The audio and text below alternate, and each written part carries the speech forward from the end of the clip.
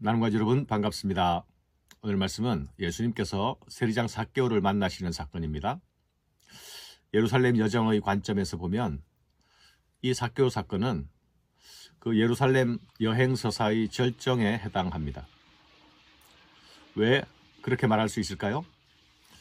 삭개오 사건은 예루살렘 여행의 핵심이자 목적인 구원이 무엇인가에 대한 요약이 들어 있습니다.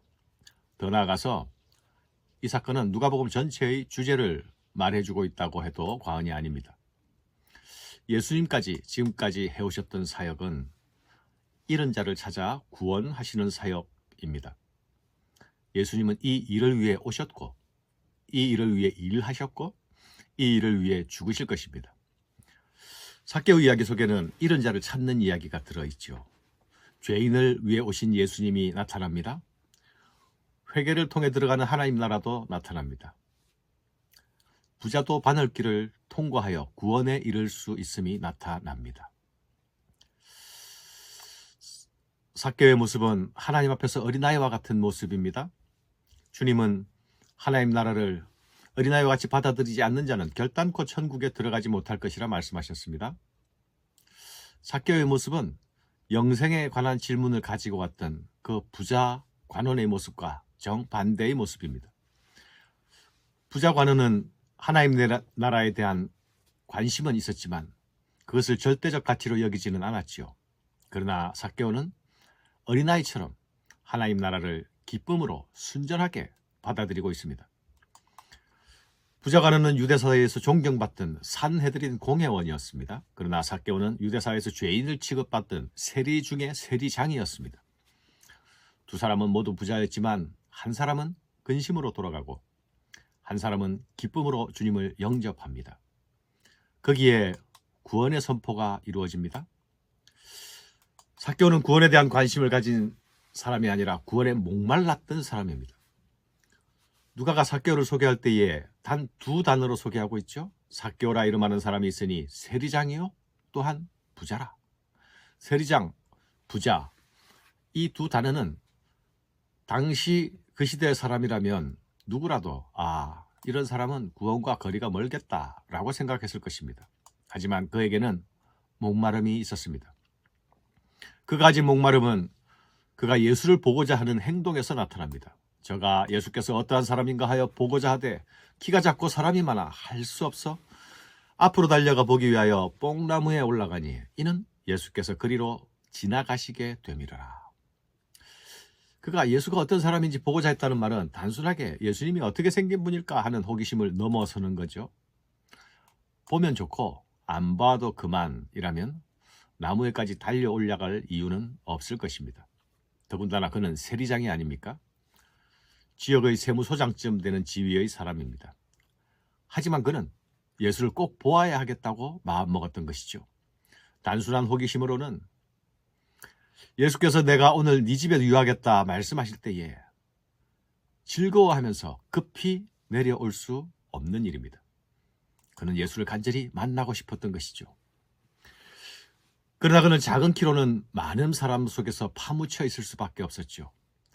예수를 만나고자 하는 그의 열정은, 그의 갈망은 그로 하여금 어린아이처럼 나무 위로 뛰어 올라가게 만들었습니다.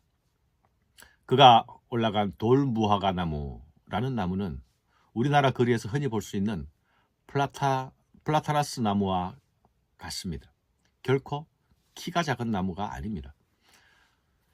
이는 예수를 보고자 하는 그의 욕망이 얼마나 간절한 것이었는지를 보여주는 대목이죠.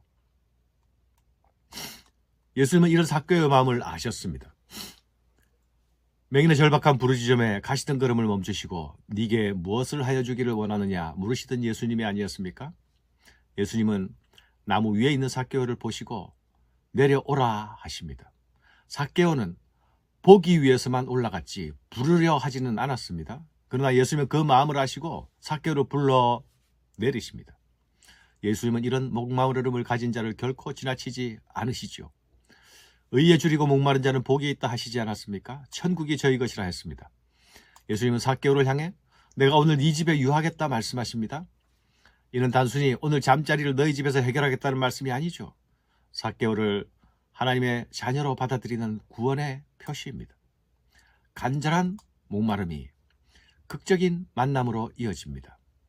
삭개오는 예수님을 보러 나갔고 예수님은 그를 보시고 부르셨습니다.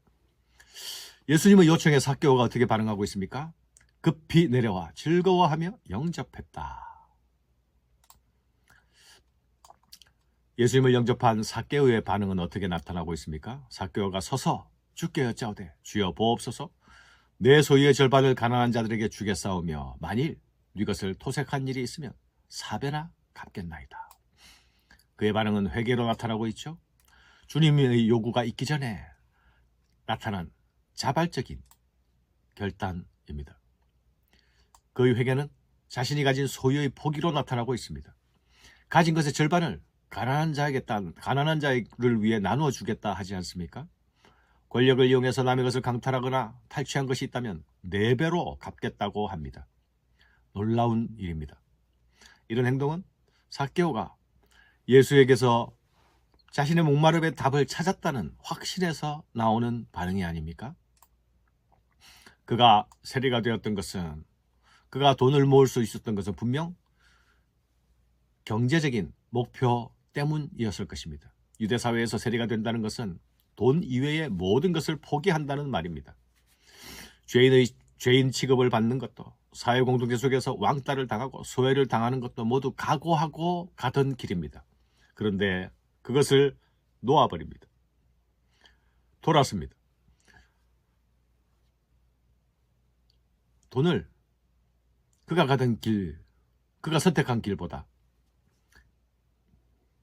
비교할 수 없는 다른 길, 돈 외의 다른 길, 그것을 예수 안에서 보았기 때문입니다. 부자가 하는 근심했던 문제를 그는 바로 즉시로 결단합니다. 그는 예수님을 영접했고 죄를 고백했고 갱신된 삶을 약속합니다. 이제 삭개오는 더 이상 동족을 착취하는 삶을 살지 않을 것입니다. 이웃과 더불어 함께 사는 사람이 될 것입니다. 이제 그의 주인은 로마 제국의 황제가 아닙니다. 예수님입니다. 여기에 구원이 선포됩니다. 예수께서 이르시되 오늘 구원이 이 집에 이르렀으니 이 사람도 아브라함의 자손이미로다. 인자에 온 것은 잃어버린 자를 찾아 구원하려 함이니라. 삭개오는 예수님이 찾아 나서던 바로 그 잃은 자였습니다.